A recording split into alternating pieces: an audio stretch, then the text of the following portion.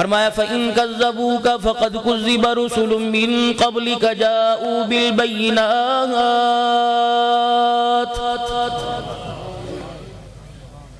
مکے والوں کی سختیوں سے، مکے والوں کی تنگ دستیوں سے میرا حبیب صلی اللہ علیہ وسلم آپ کو پریشان ہونے کی ضرورت کوئی نہیں۔ کائنات کے اندر جتنے تجھے مانتے ہیں اللہ نے ان کے اعزاز اور درجوں کو بلند کر دیا، اور جنہوں نے تیری بات کا انکار کر دیا پروردگار عالم نے ان کا نام و نشان ہی دنیا سے ختم کر دیا ہے۔ کہاں چلی گئی وہ ام جمیل جو رحمت دو عالم صلی اللہ تعالیٰ علیہ وسلم کے راستے میں کانٹے بچھایا کرتی تھی، جنگل سے سارا دن لکڑیاں کانٹے دار اکٹھی کرتی اور رحمت دو عالم کے گھر اور گلی میں بچھا دیا کرتی تاکہ پاک پیغمبر صلی اللہ تعالیٰ علیہ وسلم کو گزرنے میں دشواری اور دقت محسوس ہو جائے۔ کبھی آپ نے زبان سے میرے عزیز ایسا سخت جملہ نہ نکالا، بلکہ رحمت والا نبی ان کانٹوں کو اٹھایا کرتا ہے اور اپنی چھگی چٹی کے لیے ہدایت کی دعا کیا کرتے۔ کہاں چلا گیا وہ امیہ جو بلال حبشی رضی اللہ تعالیٰ عنہ پر بڑی بڑی مصیبتیں ڈھایا کرتا تھا؟ کہاں چلا گیا وہ عقبہ بن ابی معیط جو حالت نماز میں مدنی کریم صلی اللہ علیہ وسلم پر اونٹ کی گند سے بھری اوجڑی لا کے ڈال دیا کرتا تھا؟ حالت نماز میں ہے، ابو جہل کھڑا ہو گیا کہ ہے کوئی وہ سامنے جو اونٹ ذبح ہو رہا ہے اس کا گند بھرا اوج وہ پڑا ہوا ہے، کوئی ہے جو اپنے ہاتھوں سے اٹھا کر اس کے سر کے اوپر لا کے رکھ کے میرا کلیجہ ٹھنڈا کرے، میں بہت زیادہ انعام و اکرام سے نوازوں گا۔ اللہ اکبر۔ عقبہ بن ابی معیط کھڑا ہوا اور اپنے دونوں ہاتھوں سے وہ اوجڑی اٹھا کے کائنات کے نبی کی گردن پہ لا کے رکھ دی۔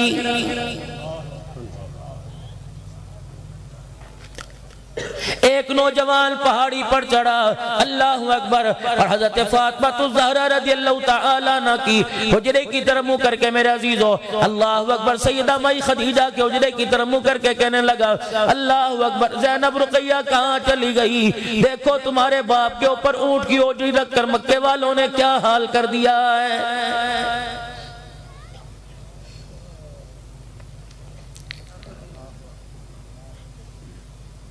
میرے عزیزوں کس نے آپ کو مجھے کہہ دیا کہ ہمارے پاس اسلام پھولوں کے گلدستے میں آیا، پھولوں کی سیج پہ آیا، اس کے پیچھے قربانیوں کا انبار لگا پڑا ہے؟ یقین جانو ایک ایک خاندان نہیں پورا پورا کنبہ تیرے میرے تک کلمہ پہنچانے میں ذبح ہوا ہے۔ اللہ اکبر۔ خاندان کے خاندان کو اللہ اکبر، خانے والوں تمہارے پاس کلمہ پہنچانے میں پورے پورے خاندان کو قربانیاں دینی پڑی ہیں۔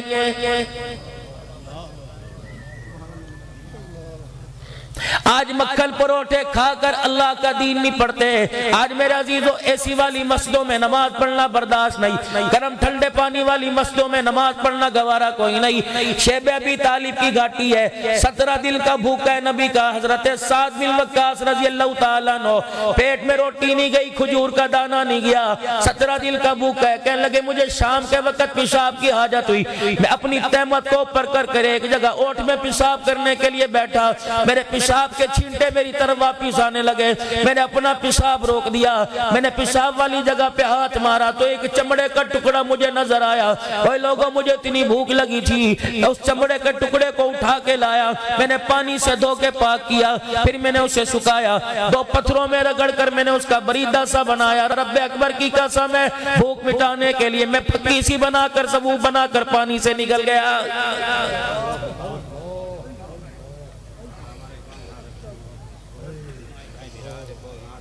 کون سعد ہے؟ اللہ اکبر۔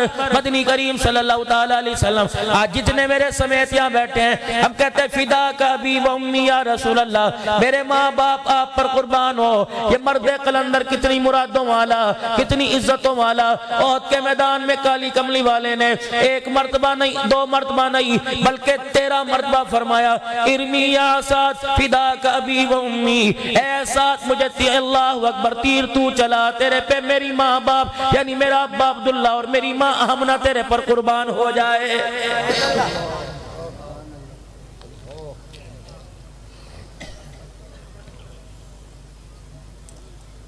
رحمت والے نبی صلی اللہ تعالی علیہ وسلم کی دی رانی دوڑتی ہوئی آئی اور آ کر میرے عزیزو اللہ اکبر مکے والوں سے کہنے لگی، او مکے والوں تمہیں شرم نہیں آتی؟ میرے باپ کا قصور کیا ہے؟ اللہ اکبر، میرے باپ پر کیوں ظلم ڈھاتے ہو؟ میرے باپ کا قصور یہ ہے ان یقول ربی اللہ،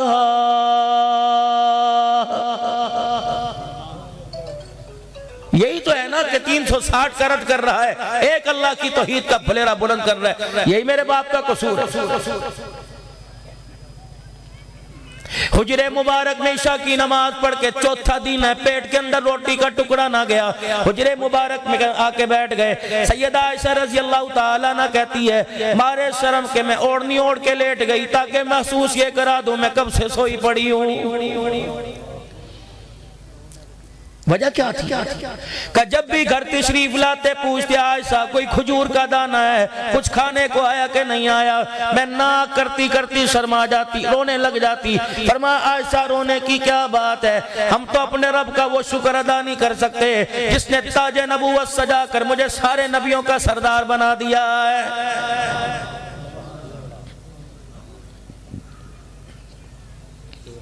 4 دن ہو گئے فاقہ مستی میں زندگی گزارتے ہوئے۔ سیدہ عائشہ کہتی ہیں میں عشاء کی نماز کے بعد اوڑھنی ہو کر چادر اوڑھ کے لیٹ گئی، چھوٹے چھوٹے سوراخ چادر میں تھے، میں نے ایک سوراخ کو اپنی بالکل آنکھ کی قریب کر لیا اور میں آنکھ سے سارے گھر کا منظر دیکھ رہی تھی۔ اللہ کے پاک پیغمبر گھر میں آ کے کیا کرتے ہیں؟ فرمایا کوئی چیخ و پکار نہ کی، کوئی مجھے ٹھڈا نہیں مارا، کوئی مجھے ٹھوکر مار کے نہیں اٹھایا، بلکہ میری حالت کو دیکھ کر، میرے سینے میرے دل کی دھڑکن کو دیکھ کر پاک پیغمبر نے مسکرانا شروع کر دیا اور خاموشی سے جا کر چولہے کی طرف دیکھا، ہنڈیا میں کوئی سالن کوئی نہیں، پیالے میں دودھ کوئی نہیں۔ خدا کا پاک پیغمبر خاموشی سے بستر پہ جا کے لیٹ گئے۔ اماں کہنے لگی میں نے ہلکی سی چادر کو قریب کر کے دیکھا، کیا دیکھتی ہوں؟ اپنا پیٹ دائیں کروٹ سے لیٹ گئے، اپنا پیٹ بائیں کے ساتھ یوں کر کے چپکا لیا اور زور زور سے پیٹ کو جھٹکا دینے لگ گئے، پھر اٹھ کے بیٹھ گئے، پھر دائیں کروٹ بائیں لیٹے، پھر اپنے پیٹ کو یوں کر کے بائیں کے ساتھ لگا لیا، پھر زور زور سے بھائی اندر اپنے پیٹ میں کرتے رہے، کہ پھر برداشت نہ ہوا، تہجد کا وقت ہوا،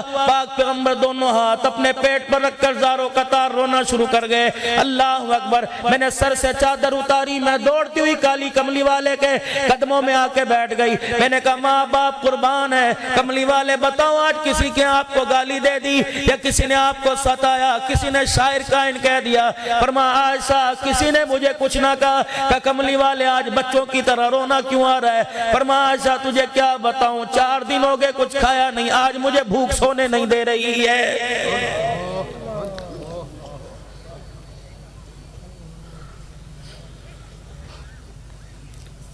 حجرے مبارک میں تشریف لے کے آئے، اللہ اکبر، آپ میں اپنے کمرے میں آتے ہیں، ہمارا طرز زندگی کیا ہے؟ دے مار 4:30، بچوں کو گالیاں دینا، بیوی کو گالیاں دینا، اللہ اکبر، روٹی دے کے یہ پکایا، روٹی کو گالیاں دی، ٹھڈے مارے، بتا خدا کو اللہ کے دربار میں قیامت کے دن کون سی نیکی لے کے جائے گا؟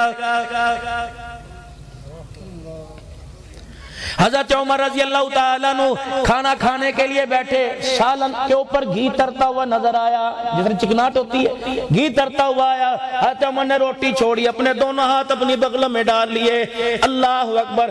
گھر والی سے کہنے لگے عمر تو 1 سالن کا جواب نہیں دے سکتا، 2 سالن کا جواب کیسے دے گا؟ گھر والی کہنے لگی عمر خدا تیرا بھلے کرے 1 سالن ہے۔ فرمایا سبزی 1 سالن ہے، گھی 1 سالن ہے، جب سالن نہ ہو تو گھی روٹی پہ لگا کے کھایا جا سکتا ہے۔ اللہ اکبر، پھر زاروں قطار رونے لگ گئے۔ کسی نے کہا عمر کیوں روئے؟ کہ رب کعبہ کی قسم میں نے پاک پیغمبر کے دسترخوان پر کبھی زندگی میں 2 سالن اکٹھے نہیں دیکھے تھے۔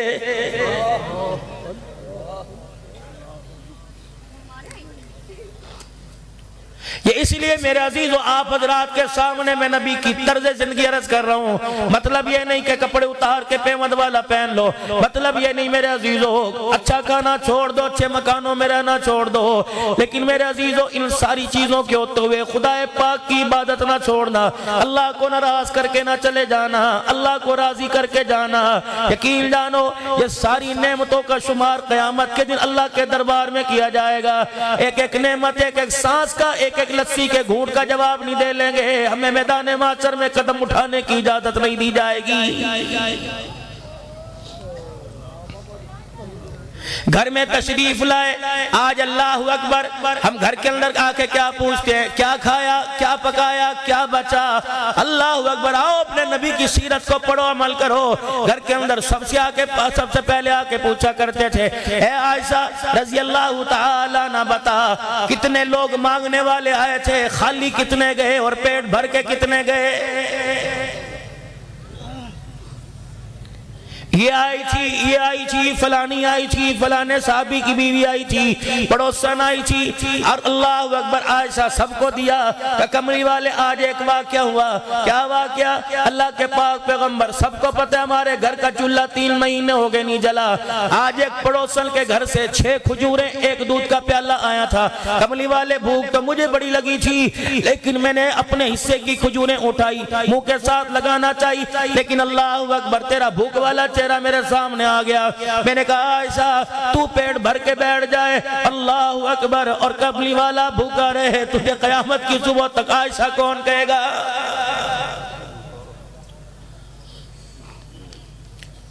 پیغام دیتا ہوں میں ان مائیوں بہنوں سے، یہ فرض نہیں ہے کہ مرد کے ساتھ کھاؤ یا مرد کے بعد کھاؤ، لیکن حق زوجیت ادا کرتے ہوئے کیسے گوارا کر لیتی ہو؟ اللہ اکبر. خود اپنا کام کرتی ہو، مرد کو اپنی نوکرانیوں کے حوالے کرتی ہو. خبردار، ازواجی زندگی کے اندر نکھار پیدا کرنے کے لیے اپنے مرد کے کپڑے لتے کھانے پینے کا خود تمام کرو. اسلام کی تاجرہ سیدہ خدیجہ الکبریٰ رضی اللہ تعالیٰ عنہ کے گھر میں 20 نوکرانیاں تھی. جب رحمت والے نبی تشریف لاتے، اماں ساری نوکرانیوں کو بٹھا دیتی، کہنے لگی میرے سر کے تاج آ گئے، 2 جہان کے سردار آ گئے، ان کی خدمت میں کروں گی. رحمت والا نبی دیکھتے بڑھاپے کے اندر کبھی آٹا گوندھ رہی ہے، کبھی روٹی پکا رہی ہے. ایک دن روٹی چنگیر میں سالن پیالی میں لے کے آنے لگی. مدنی کریم علیہ السلام نے مسکرانا شروع کر دیا.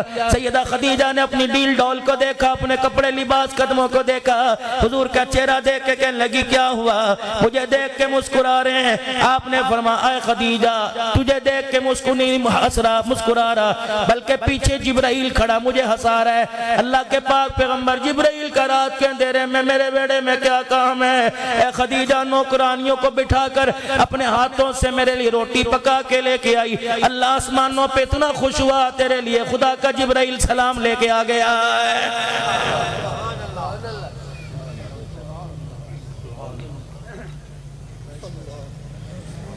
مجھے صبح گجرات سے انڈیا سے ایک بہن کا فون آیا، کہنے لگی عبدالحنان بات کر رہے ہو، دکھی عورتیں خدا کی قسم آپ کبھی میرے پاس بیٹھ کے دیکھیں میں کتنے آپ کو دکھڑے ماں بہنوں کے سناؤں.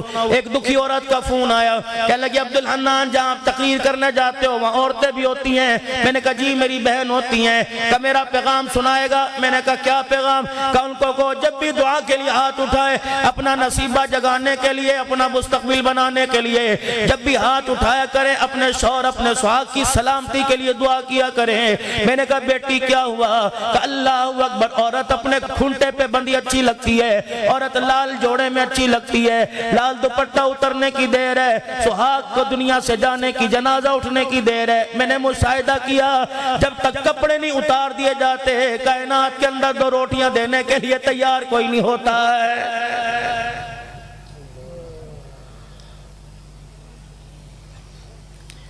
یا رسول اللہ صلی اللہ تعالیٰ علیہ وسلم میری عورت پہ کیا حق ہے؟ آپ نے فرمایا جا میری روحانی بیٹی اپنی گھر والی سے کہہ دے جب نماز پڑھے اپنے شوہر کے لیے دعا نہ کرے، پروردگار عالم تیری نماز کا سجدہ قبول نہیں فرماتا ہے. یا رسول اللہ صلی اللہ تعالیٰ علیہ وسلم میری عورت پہ کیا حق ہے؟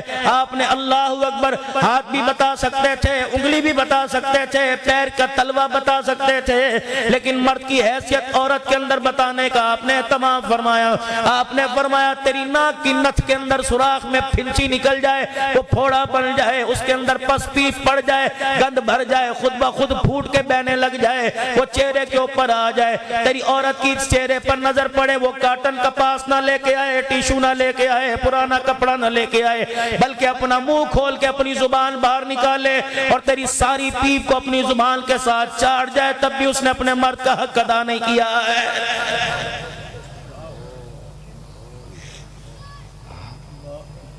اے لوگوں آٹے کا ریٹ بڑھ گیا، چاول کا ریٹ بڑھ گیا، ہر طرف رونا رونا، تیل 160 روپے ہو گیا، اس بات پہ کیوں روتے ہو؟ یہ تو اتار چڑھا ہوا ہے، پہلوں نے کتنے ہار پہنا ہے جو یہ پہنا گئے، اگلے اللہ ہی حافظ ہے، اس بات پہ رو۔ 24 گھنٹے گزر گئے، میرے گھر کے اندر کسی نے نماز کے لیے مصلی بچھا کے نہیں دیکھا، اس بات پہ کیوں نہیں روتے؟ پورا سال گزر گیا، میرے گھر کے اندر کسی نے قرآن کی تلاوت نہ کی، اس بات پہ کیوں نہیں روتے؟ باپ کا انتقال ہوا، میں بد نصیب ہوں، میں باپ کے پیچھے نماز کے لیے جنازے کے لیے کھڑا رہا، اللہ اکبر، دنیا جنازے کی دعا پڑھ کے چلی گئی، میں باپ کی میت پر جنازے کی دعا ہی نہ پڑھ سکا۔